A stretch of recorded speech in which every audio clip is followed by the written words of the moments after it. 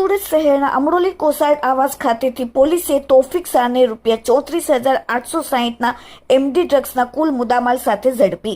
અમરોલી પોલીસના પીઆઈની સૂચના અને આદેશથી અમરોલી પોલીસ સ્ટેશનના સર્વે સ્ટાફના માણસો એનડીપીએસના ગુનાઓને શોધી કાઢવા માટે જ્યારે પેટ્રોલિંગમાં હતા ત્યારે અંગત વિશ્વાસુ બાતમીના આધારે કોસાડ આવાસ H2 ખાતેથી એક ઇસમને 1.620 ગ્રામ એમડી ડ્રગ્સ કિંમત ₹4,860, એક મોબાઈલ ફોન ₹30,000નો થઈને કુલ ₹34,860ના મુદ્દામાલ સાથે ઝડપીને કાયદેસરની કાર્યવાહી કરી। પકડાયેલ આરોપીનું નામ છે તોસિફ શાહ અબ્દુલ શાહ દિવાન, ઉંમર 30, રહેવાસી કોસાડ આવાસ H2 અમરોલી, સુરત।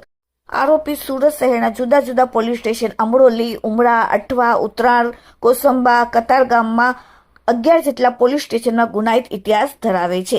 અમરોલી પોલીસે કોસાડ આવાસ H2 ખાતે રેડ પાડીને એમડી ડ્રગ્સ સાથે આરોપીને ઝડપીને કાયદેસરની કાર્યવાહી કરી। Bureau report, daily India TV, Surat.